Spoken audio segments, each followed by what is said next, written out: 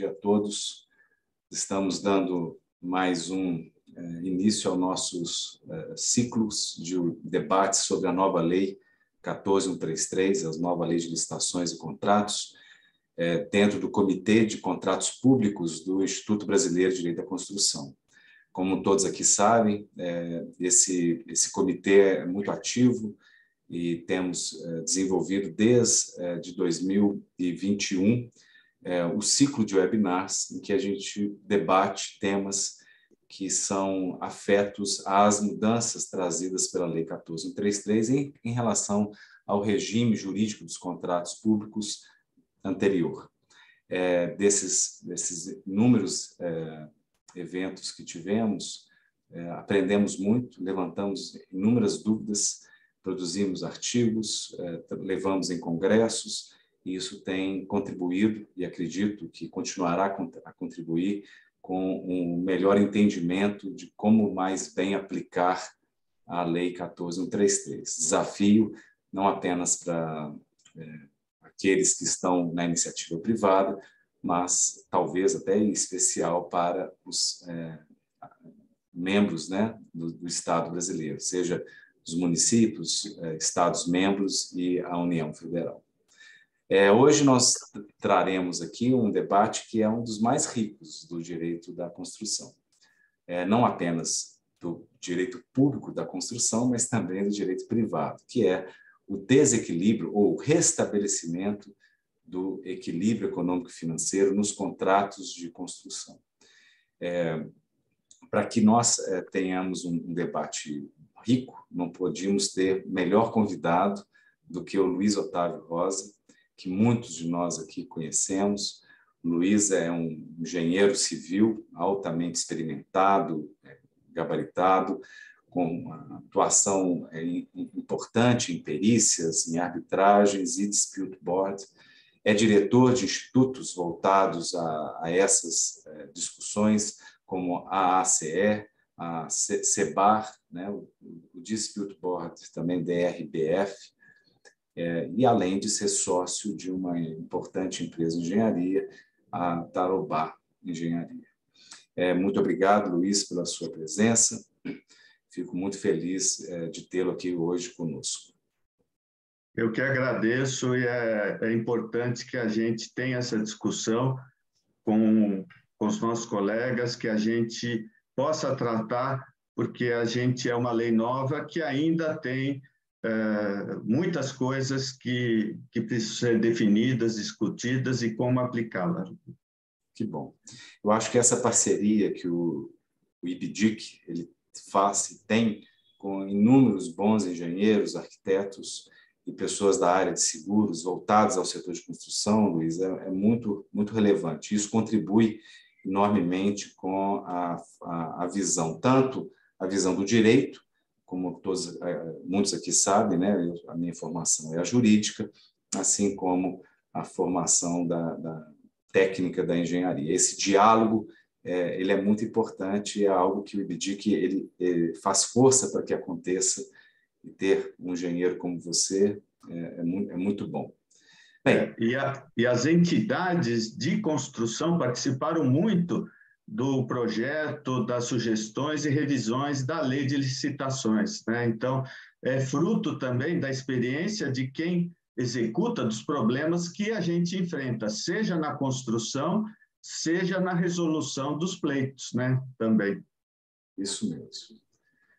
Bom, começando então, nós resolvemos nos subdividir em duas partes, isso para colocar os nossos companheiros que nos assistem agora a par de como que nós faremos. Eu abrirei fazendo uma rápida, não longa e não cansativa, eu prometo, uma rápida apresentação para colocarmos todos na mesma página sobre o que a Lei 14.133 trouxe de inovação, o que ela criou a respeito, ao redor do reequilíbrio econômico-financeiro dos contratos, em relação ao regime anterior, em especial em relação à Lei 8.666. Porque, ao delimitarmos isso, nós passaremos, então, para uma segunda parte, que é a parte mais rica, mais construtiva, em que será um debate com reflexões vindas do Luiz Otávio Rosa e algumas provocações feitas por mim, né? Espero que tenhamos um ótimo encontro. Isso durará os próximos 50 minutos e, como sempre, às 10 horas nós encerraremos o nosso encontro. Quem, durante os nossos debates, tiver interesse em endereçar alguma reflexão, alguma pergunta, por gentileza, usem a estrutura do Zoom, vai ser muito bem-vindo e eu tentarei aqui, como me mesclando como também um moderador, identificar aquelas perguntas e, no máximo que eu puder, dirigi-las à resposta, tanto por mim quanto pelo Luiz Otávio Rosa ou por vocês mesmos que estiverem participando junto conosco. Dando começo ao nosso trabalho, todos aqui sabem que o Instituto do Reequilíbrio Econômico-Financeiro ele é constitucionalmente protegido, né? Ele refere-se sempre àquela relação dos encargos, que são as obrigações do contratado, com essa relação desses encargos com a remuneração a que o contratado tem direito, né? Isso envolve muito mais do que os preços a receber.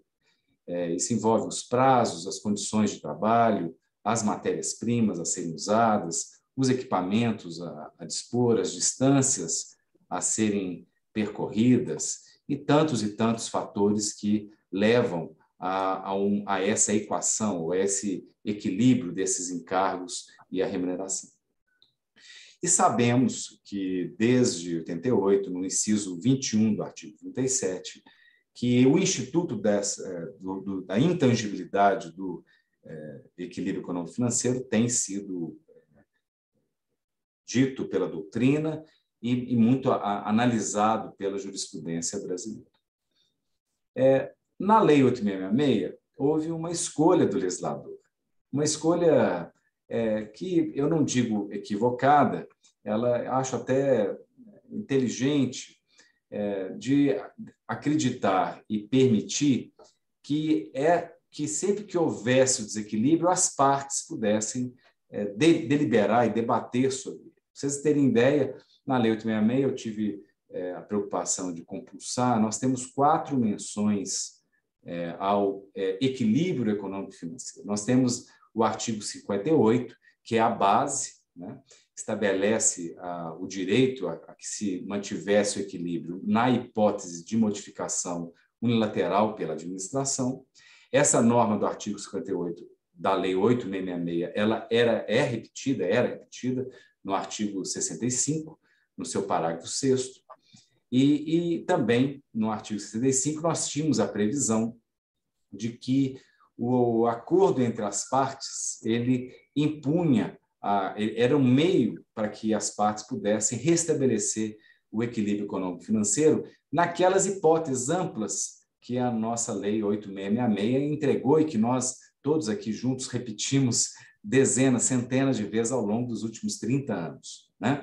Que é as hipóteses de sobrevirem fatos imprevisíveis ou previsíveis, porém de consequências incalculáveis, ou então aqueles fatos impeditivos, retardatórios da execução do ajustado, ou ainda, como a lei diz, né, ou ainda em casos de força maior, caso fortuito, fato do príncipe, que configura, então, uma área econômica extraordinária e extracontratual. Então, o nosso modelo da Lei 8.666 era um modelo abstrato, amplo, entregava um quadro normativo muito aberto e totalmente pronto para ser preenchido pelas partes, né?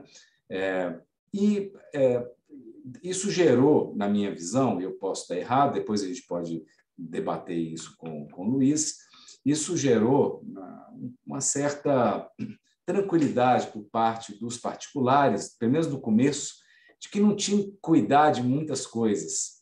Bastava identificar que eram fatos imprevisíveis ou então de consequências incalculáveis, demonstrar isso, né?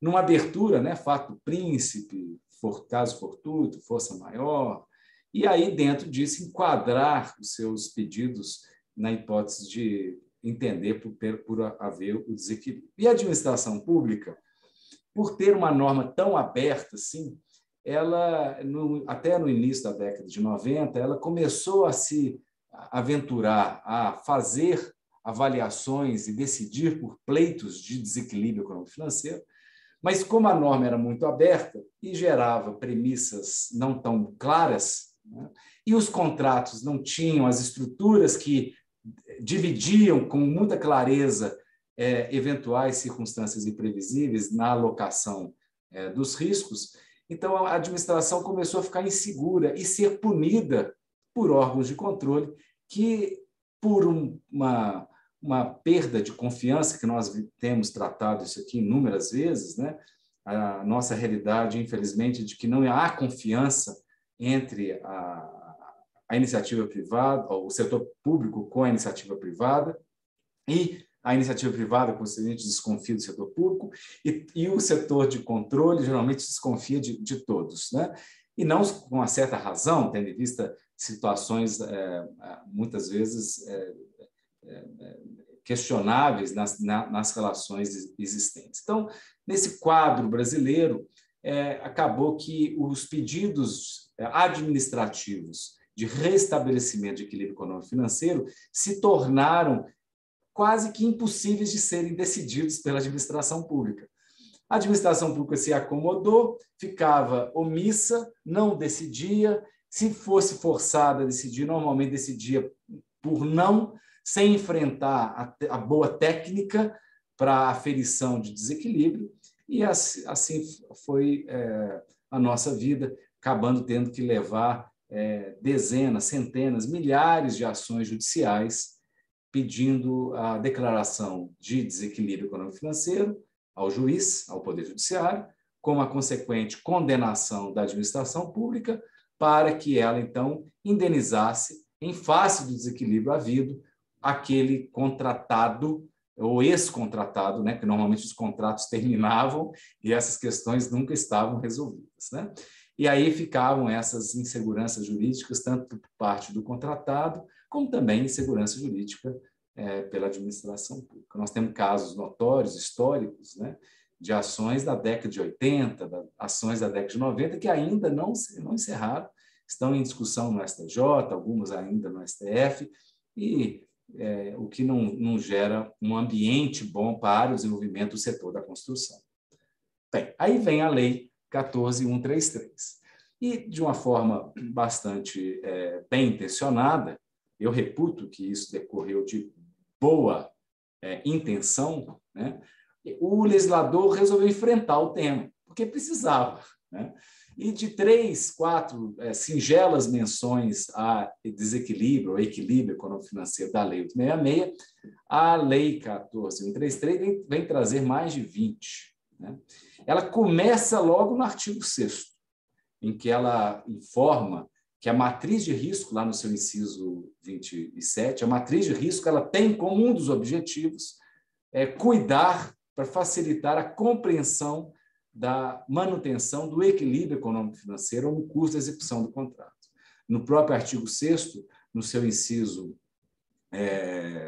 se eu não me engano, no seu inciso 53 ou 57, existe também expressa a previsão de que o reajuste de preços de correção monetária ele é um meio para que se alcance a busca do equilíbrio econômico-financeiro dos contratos.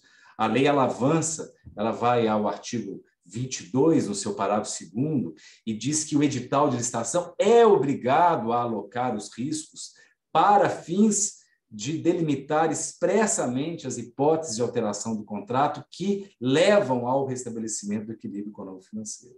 Né? O artigo 92, no seu inciso 11, ele estabelece também que os contratos obrigatoriamente têm que prever prazo para que a administração pública responda ao pedido de restabelecimento do equilíbrio econômico-financeiro feito pela parte. Isso, inclusive, é um dos grandes problemas que nós temos, que é essa omissão, a insegurança. Então, os contratos terão que indicar qual o prazo que isso dará a resposta pela administração. Depois eu quero muito ouvir o Luiz, como que ele enxerga, sendo engenheiro e tendo lidado com a administração, como que a administração pública vai se operacionalizar a estrutura para sempre responder aos pedidos de reequilíbrio e quais são as melhores sugestões para que isso possa acontecer. O artigo 103 da lei também, nos seus parágrafos 4º e nos seus parágrafos 5º, novamente indicam que a matriz de risco é a base para a definição de eventual desequilíbrio econômico-financeiro. Olha como que a lei está tentando melhorar esse arcabouço que acabou ficando muito abstrato e distante da realidade da Lei 866. No artigo 104, como nós tratamos, inclusive, no último webinar, junto com a Gabriela e um grande engenheiro também, o Sérgio Loureiro, ficamos e discutimos que a alteração lateral pela administração pública, né, no modelo até muito parecido da Lei 866, o artigo 104 da Lei 14.136 indica que as cláusulas econômico-financeiras do contrato deverão ser revistas para que se mantenha o equilíbrio econômico-financeiro na hipótese de alteração unilateral do contrato pela administração. O artigo 124, que é aquele artigo grande que abre a parte das alterações de contratos e preços, né, tem a previsão do direito ao reequilíbrio, e aí, nesse caso, não tão diferente do modelo anterior da Lei 866, em que, novamente, eu acho até por uma questão de cultura brasileira, há expressa indicação de que haverá o direito ao reequilíbrio nas hipóteses de caso fortuito, força maior, fato do príncipe, ou então em decorrência de fatos imprevisíveis ou previsíveis de consequências incalculáveis, que inviabilizam a execução do contrato tal como pactuado, do mesmo modo como previsto na Lei 866. Só que, no caso agora, no artigo 124, tem uma sequência de uma frase final, né, que é muito relevante, que diz respeitada em qualquer caso, né, respeitada em qualquer caso a questão da matriz de risco, a repartição objetiva de riscos estabelecidos no contrato, né? Então, volta a necessidade agora da administração pública cuidar dessa matriz de risco. E nós temos, inclusive, para colegas e clientes, a gente tem, inclusive, indicado em casos que a gente identifica que nos contratos, ou nos editais e nas minutas de contrato, sem clareza de matriz de risco, a gente tem, frente à nova lei, a 14.133, nós recomendamos que o particular questione a administração e provoque a administração, visando a que haja uma boa alocação de riscos nos editais de licitação. Mas não acabou. Olha que coisa incrível, né? Lá no artigo 130, o legislador também da Lei 14.133 obriga a administração pública a restabelecer o equilíbrio econômico-financeiro no mesmo termo aditivo que alterar unilateralmente o contrato. Isso, para mim, é uma das mais importantes normas, né? Porque a minha aflição como advogado de perceber termos aditivos e novos termos aditivos sendo celebrados com mudanças de prazo, mudanças de obrigações, impostas muitas vezes pela administração pública em face de circunstâncias da administração pública, sem que a administração pública tivesse o mínimo bom senso, e o particular também, né, que o mínimo bom senso de indicar que aquela alteração de prazo impactava no equilíbrio econômico-financeiro e, consequentemente, ele deveria ser resolvido e ajustado naquele mesmo termo aditivo. Isso gera uma insegurança enorme, inclusive com teses que a AGU veio a introduzir a partir de um parecer dado alguns anos atrás, em que isso poderia ensejar uma figura da preclusão lógica do direito ao equilíbrio. Porque se a administração altera o prazo, faz o termo aditivo e o particular não fala nada, e a administração não fala nada, só altera o prazo, é como se a questão tivesse resolvido. Esse artigo 130 ele é altamente relevante para o Instituto do Equilíbrio Econômico-Financeiro agora nos contratos públicos de construção, porque ele impõe à administração pública restabelecer o equilíbrio no mesmo termo aditivo que houver alteração unilateral do contrato, né? Então, é algo que eu indico e tenho dito e redito que não pode mais os particulares, as empresas contratadas, aceitar celebrar um termo aditivo que mude o equilíbrio sem indicar qual é o desequilíbrio e como que ele vai ser resolvido, né?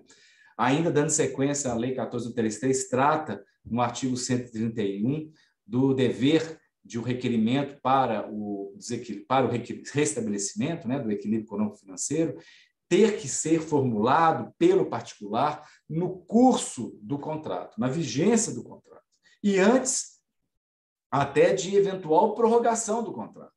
Então, isso inclusive nas relações privadas, os nossos contratos de construção privados, muitos dos contratos têm cláusulas indicando isso.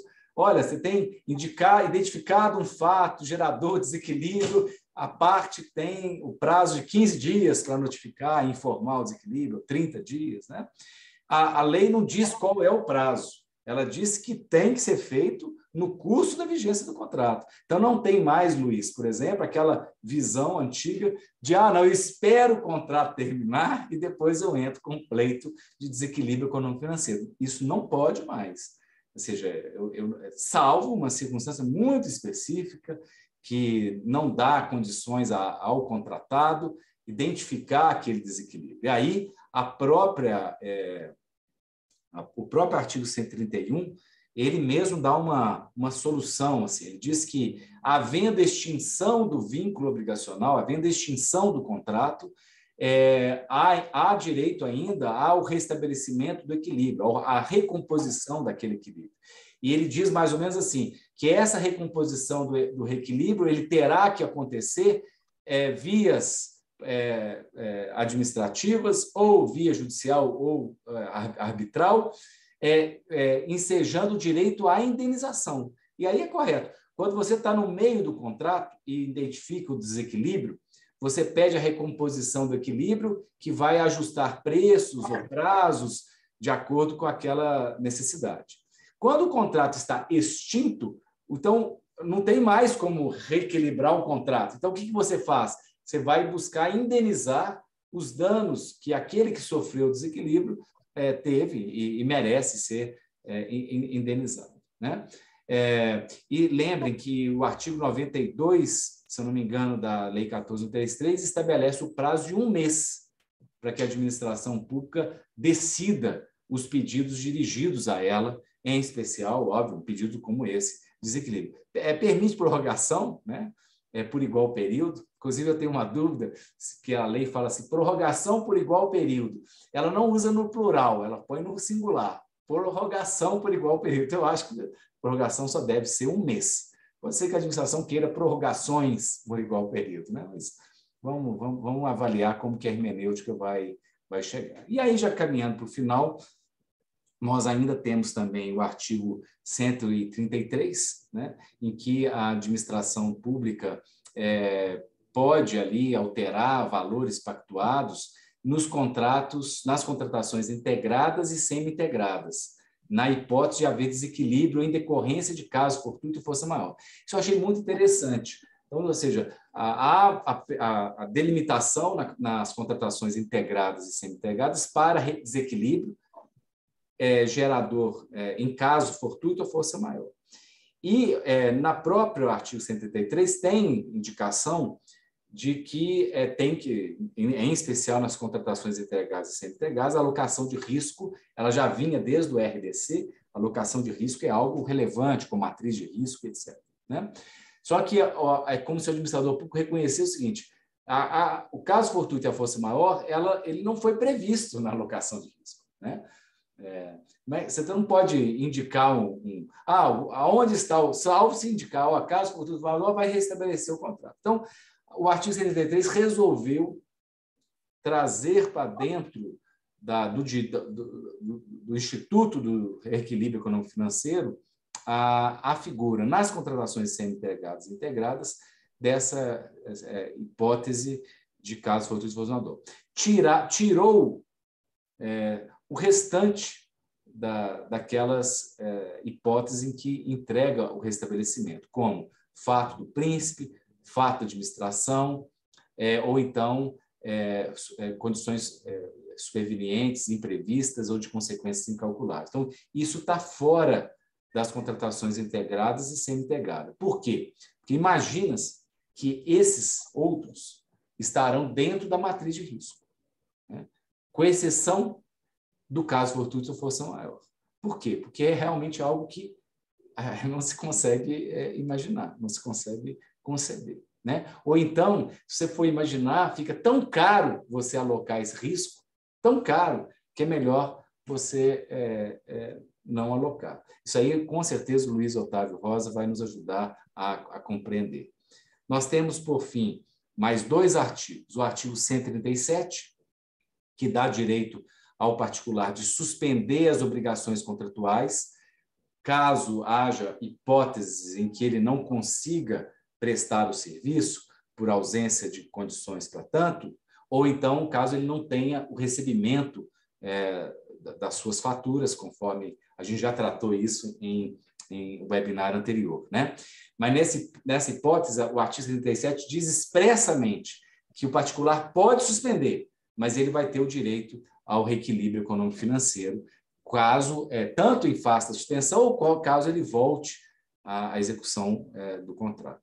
E, por fim mesmo, o artigo 151, que diz que meios alternativos de resolução de controvérsias, tais como a arbitragem, mediação, conciliação e o dispute board, poderão ser utilizados como mecanismos de dirimir dúvidas sobre o restabelecimento do equilíbrio econômico-financeiro do contrato.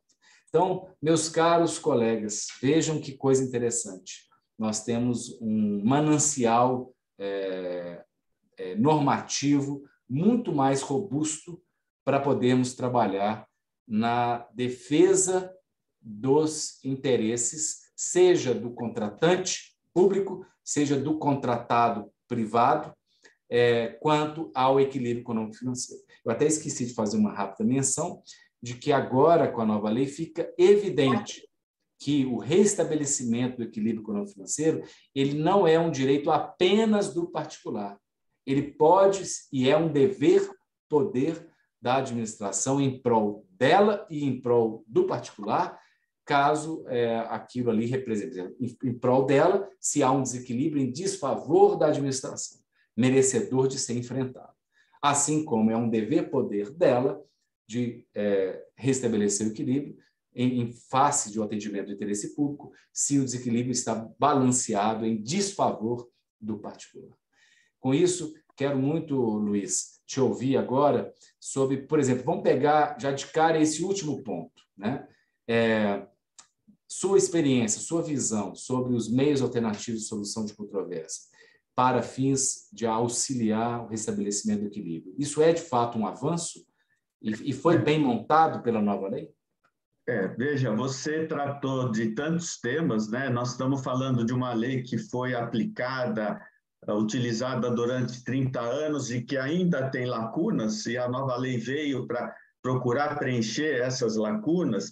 Então, nós temos que tratar, discutir, conversar mais para que a gente justamente possa aplicar melhor o que essa lei traz de inovação, de melhoria. E, principalmente, a indústria da construção, ela no Brasil e na América Latina, ela é signatária da Declaração de Santiago, feita em outubro de 2019, assumindo o compromisso justamente de ter mais transparência. E ter mais transparência, como você acabou de mencionar, significa também que o reequilíbrio é para os dois lados. Porque se costuma falar que reequilíbrio é só da contratada, não, o reequilíbrio também é da contratante que tem alguma coisa a seu favor. E normalmente não se fala de reequilíbrio da contratante. E justamente os métodos alternativos, né, o artigo 151, e nós vamos falar principalmente do Comitê de Prevenção ou Solução de Conflitos, ele tem que ser combinado, ele tem que ser visto junto com o artigo 130, 131 que você mencionou. A administração tem que dar uma solução durante a execução do contrato. Nós cansamos de ver, é frequente, aditivos que dão quitações, não tenho mais nada a reclamar aqui. Aditivos no mesmo contrato que não tem essa cláusula, então você vê casos de reequilíbrio que diz o reequilíbrio só vale para o aditivo 4 porque ele não deu uma quitação, né? Sem falar de preclusão, né? Então, essa questão de enfrentar, e qualquer aditivo tem que tratar o eventual reequilíbrio, é muito importante. E isso só pode acontecer se você utilizar, se você tiver como recurso o acompanhamento do contrato pelo Dispute Board e pelo Comitê de Prevenção, que vai olhar o contrato desde o início, desde a execução inicial, os eventos que configuram a eficácia, e eu, pessoalmente, defendo que a eficácia de um contrato, que normalmente é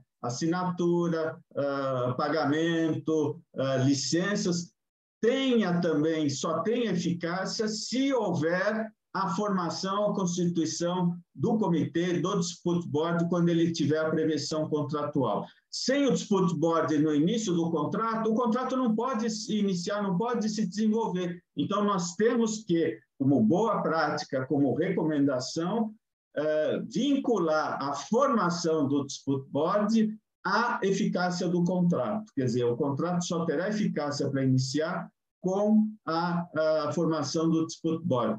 Porque a gente sabe, os contratos de construção, eles são complexos e incompletos. Ninguém consegue fazer um contrato prevendo todas as situações. Então, a experiência que a gente tem, e isso, a experiência comprovada pelos bancos de desenvolvimento, Banco Mundial, BID, bancos japoneses, todos esses organismos multilaterais, é que a utilização do mecanismo de prevenção e solução de conflitos durante a execução permite que os contratos terminem a bom termo. Nós não podemos ter 14 mil obras paralisadas no país por diversas razões, e com certeza o mecanismo alternativo, o Dispute Board e até mesmo a mediação são ferramentas para que os recursos da sociedade sejam bem aplicados e comecem a gerar rendimento, tenha a sua conclusão. Um viaduto parado no meio de uma estrada não serve para nada, né? O custo, a prevenção de você ter um conflito resolvido por um Dispute Board acompanhando o contrato é um benefício enorme. Agora, eu trago uma visão também do Dispute Board, e quando a gente faz treinamento, quando a gente conversa com o pessoal que não conhece, a animação que a gente vê de engenheiros e arquitetos, quando conhece esse instituto, quando conhece essa ferramenta, é animadora, tá certo? Um engenheiro, um arquiteto que discute um Dispute Board, faz um simulado, ele abraça essa ideia e quer levar. E a gente tem que ter a consciência que os métodos alternativos, o Dispute Board, a mediação, eles têm que ser disponíveis, utilizados no Brasil inteiro. Nós não estamos falando do contrato de bilhões ou contrato de milhões, nós estamos falando da construção da creche, nós estamos falando da construção do hospital, nós estamos falando da construção da via de acesso. Todos esses contratos podem e devem ter uma solução de conflito, uma prevenção de conflito durante a sua execução. Nós não estamos falando de um engenheiro sair do Rio de Janeiro, sair de Brasília para resolver alguma coisa em Chapuri, no Acre. Nós temos que ter pessoas capazes, capacitadas e possíveis de atuar em todas as cidades do Brasil. Quer dizer, o Dispute Board não é elite, não é para grandes contratos. Nós precisamos aplicar, porque isso está na lei. Todos os contratos da administração pública podem prever isso, né? Podem prever isso. Então, esse é a primeira evento, ou primeiro indicador animador da nova lei, que prevê o mecanismo para que os contratos possam ser equilibrados durante a sua vigência e durante cada aditivo. Eu não posso jogar um aditivo, assinar um aditivo sem ter resolvido a consequência daquela prorrogação de prazo, a consequência daquele atraso, a consequência daquela modificação de metodologia. Muito bom, Luiz, de fato. Inclusive, existem experiências que poderiam, para contratos menores, né, indicar um adjudicador, né, não um engenheiro apto, de credibilidade, que faça, de maneira imparcial e neutra, né, a solução daquele pleito. Né? Como acontece em alguns países, o adjudicador é um indivíduo singular exercendo o papel do dispute board, né? Só que ele não é uma equipe, é uma pessoa única. Para não aumentar muito os custos, como é que você vê a visão de um adjudicador, não de um comitê? Não, você pode ter o dispute board de um membro também, tá certo, né? O adjudicador é uma figura muito mais forte, né? Muito mais forte que para dar essas decisões, né? Dessas questões de contrato, ela tem prazos, alguma coisa mais rígida. Mas você tem também o dispute board de um membro, né? Que a gente vê pouco, mas você tem um outro mecanismo que é o dispute board para o contrato que envolve muitos subcontratados. Por exemplo, você tem um edifício, você está construindo um edifício comercial, residencial. Você tem quem faz a estrutura, você tem um subcontratado de instalações hidráulicas, instalações elétricas. Você pode ter um dispute board acompanhando todo o edifício e tratando das questões para os vários contratos, como se fosse um dispute board guarda-chuva tratando desses vários contratos. É um mecanismo também. E o adjudicador, eu, pessoalmente, denomino mais como uma avaliação neutra, né? É você pegar um perito, um expert, tá certo? E ele, com maturidade das partes, vai dar a opinião, vai dar uma recomendação, uma decisão para resolver o conflito. O fato é, como você mencionou bem anteriormente, é preciso resolver isso durante a vigência do contrato. Nós não podemos esperar o contrato acabar, anos depois, para tratar. E, introduzindo também, nós temos uma norma brasileira de perícias, né, a NBR 3752, que está no processo final de revisão, e é preciso tratar também que o reequilíbrio de contratos ele só é possível durante a vigência do contrato. Acabou o contrato, não é reequilíbrio, tá certo? É uma indenização.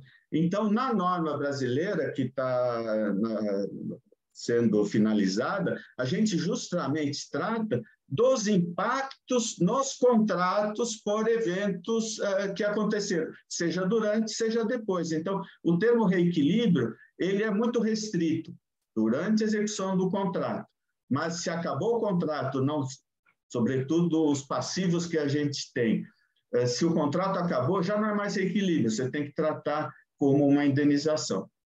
Excelente, Luiz. Antes de te perguntar sobre, quero muito te ouvir sobre a matriz de risco, o Eduardo Padron, eu agradeço, Eduardo, a sua pergunta, né?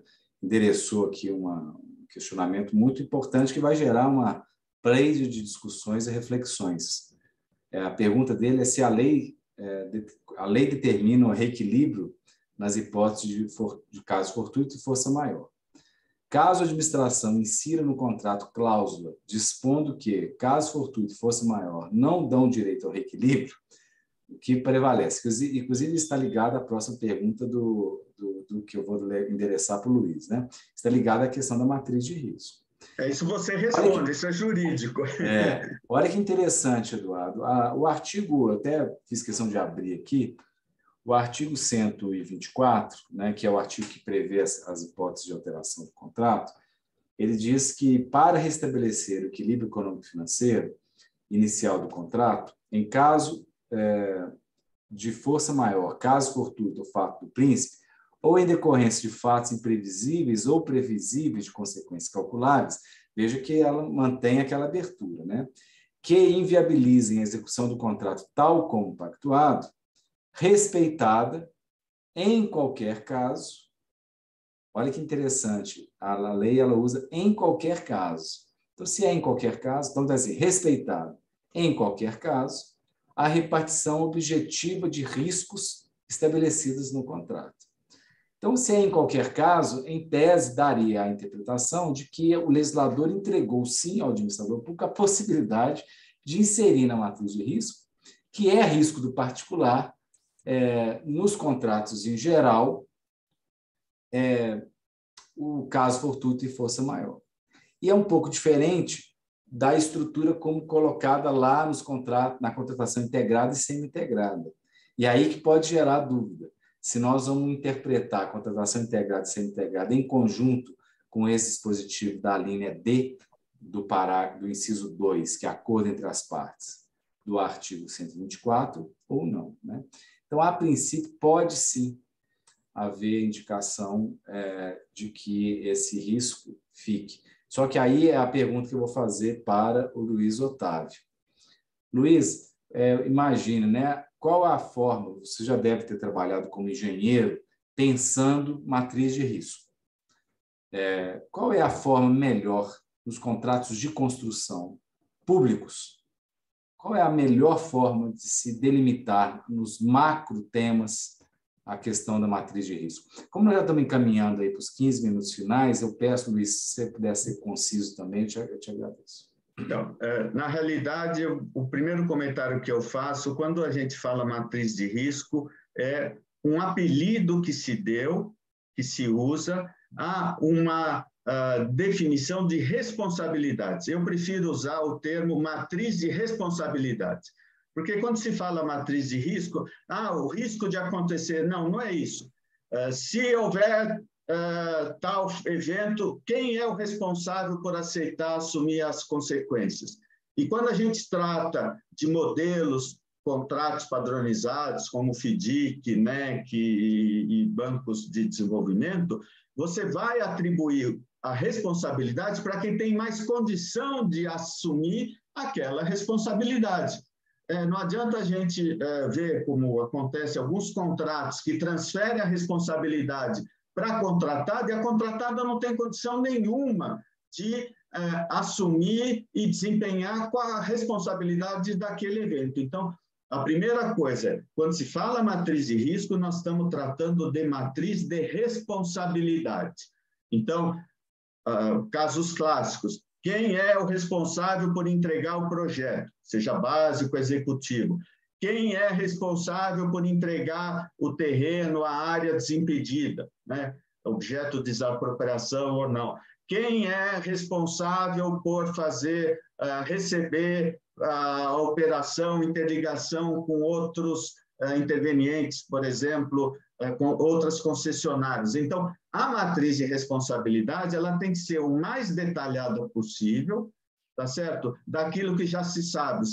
Como nós temos vários tipos de contrato, nós temos contratos a preço unitário com o projeto fornecido pela contratante, nós temos o EPC, nós temos a empreitada global. Então, para cada tipo de contrato, a matriz de responsabilidade tem que ser detalhada o suficiente para isso. E a lei 14.133, quando ela define matriz de risco ou de responsabilidade, ela é bem clara, né?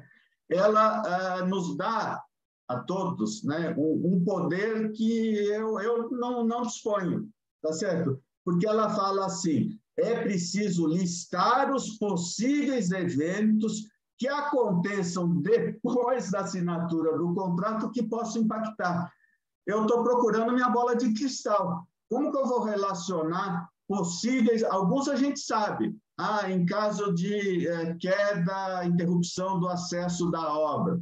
Esse dá para a gente prever, dá para a gente imaginar. Agora, se a lei tivesse em vigor, ia incluir uma previsão de um evento, numa pandemia como foi o Covid.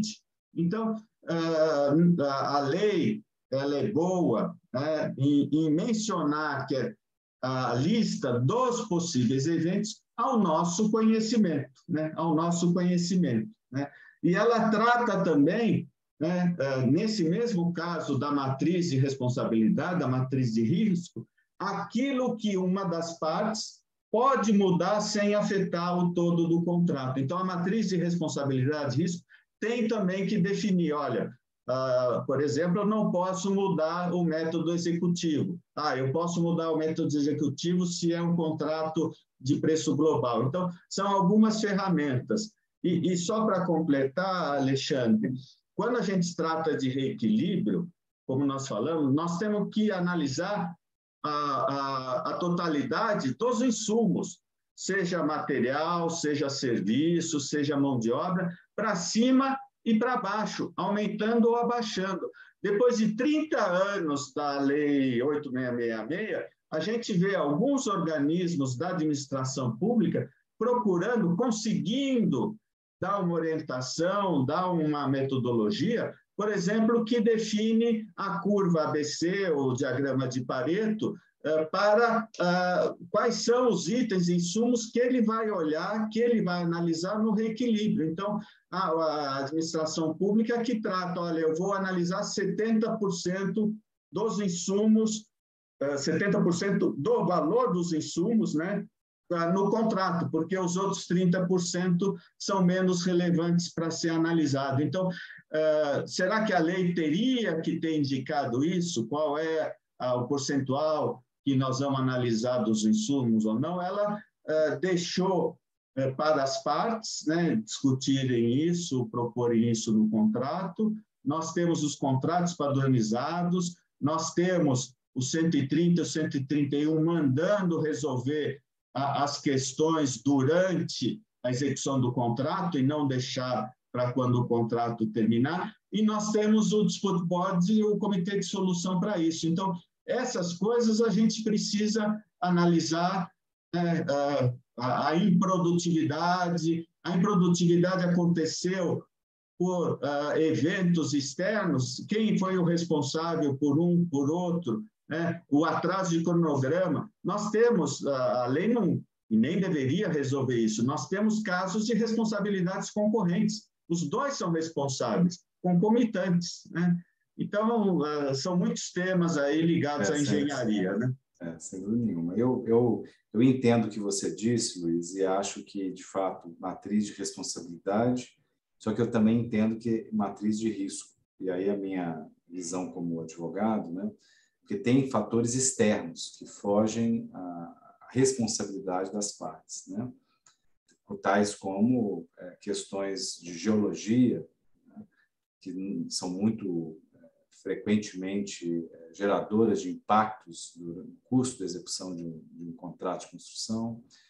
Tem fatores externos ligados à geoeconomia, geopolítica e geoeconomia, aspectos agora que a gente acabou de vivenciar de pandemia, né, são fatores externos. Inclusive, e aí talvez, pensando aqui na resposta ao Eduardo Padron, eu imagino que, na medida do possível, quando a administração ela aloca as responsabilidades, como o Luiz muito bem indicou, para aquele que é mais apto a gerir essas responsabilidades, que tenha mais capacidade de atuar nessas responsabilidades. E riscos, algo mais ou menos da mesma forma, quem tem a maior capacidade de minorar as consequências daquele risco, né? Mas sempre pode acontecer de faltar elementos objetivos que indiquem quais são aqueles riscos.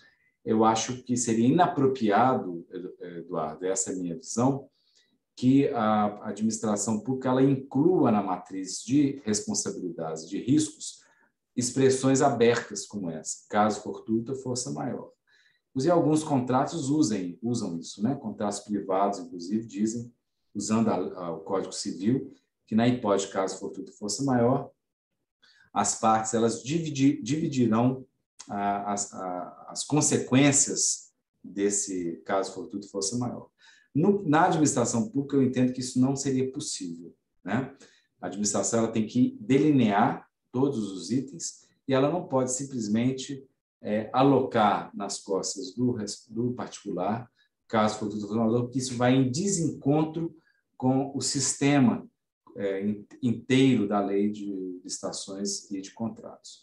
Mas não deixa de ser algo que pode vir a acontecer e gerador de discussões, que nós ainda não temos isso solucionado pelos órgãos de controle nem pelo Poder Judiciário.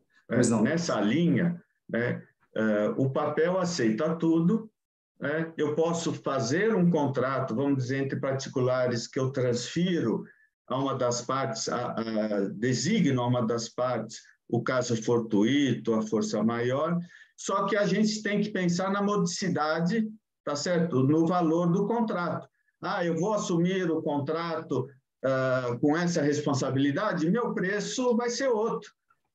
A contratada, a parte que tiver essa responsabilidade, vai se valer de contingências, vai se valer de seguros, que vão onerar e aumentar o valor do contrato. Então, isso não é benéfico para quem acha que está transferindo a responsabilidade e que não vai sofrer a consequência. Sofrerá, sim, com o aumento do preço do valor do contrato para preservar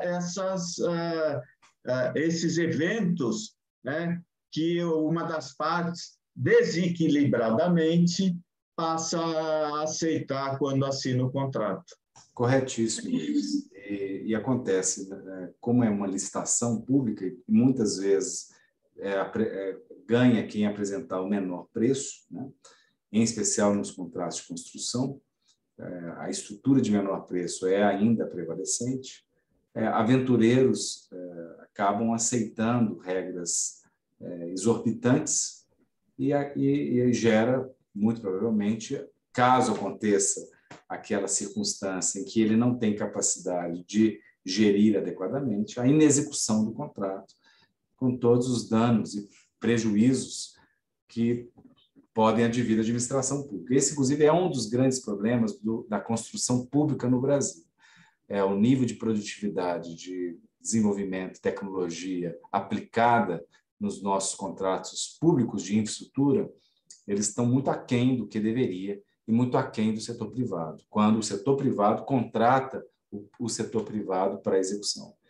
É muito por conta desse descuidado com boas técnicas de elaboração de contratos bem pensados, bem balanceados na sua própria alocação de riscos, nas cláusulas contratuais, nas obrigações e nos direitos estabelecidos. Por isso que é importante que a administração pública faça também a gestão contratual, a administração contratual, né? A administração contratual não é um privilégio do privado, do particular. A gente precisa justamente incentivar, desenvolver a administração contratual na administração pública, assim como a formação de pessoas capacitadas a acompanhar o contrato, participar do board, tudo isso.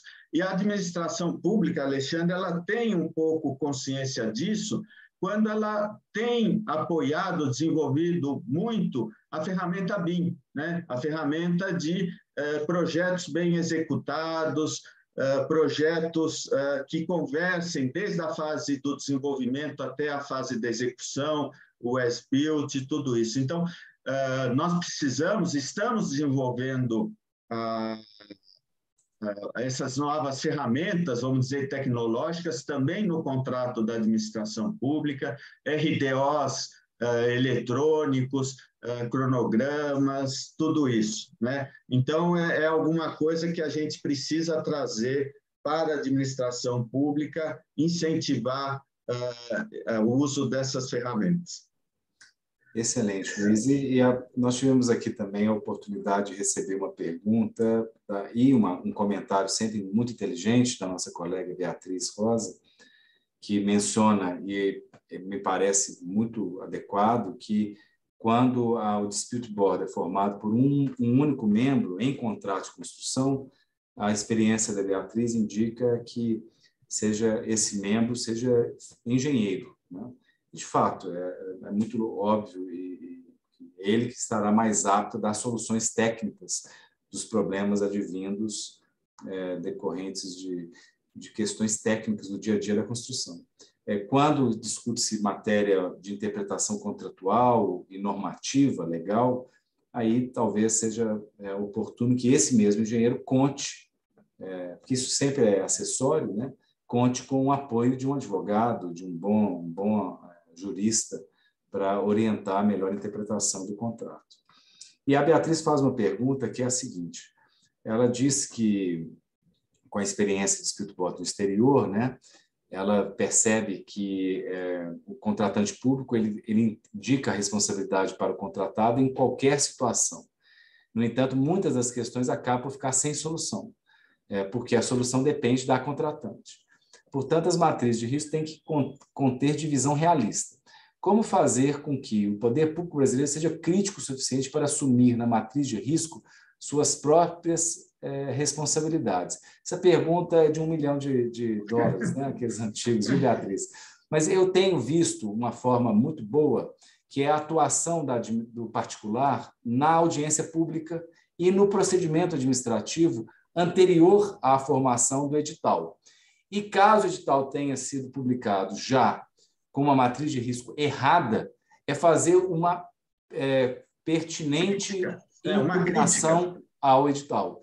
Impugna-se o edital, demonstrando qual é a consequência equivocada daquela matriz de risco. Eu já vi em casos na área de concessões a participação nossa em concessões, em audiências públicas, auxiliar a agência reguladora, o poder concedente, a rever a matriz de risco alocada em prol do desenvolvimento do projeto.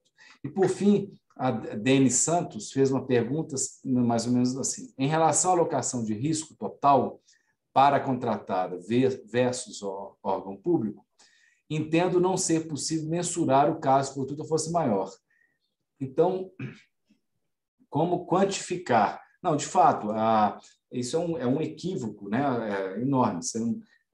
Exatamente.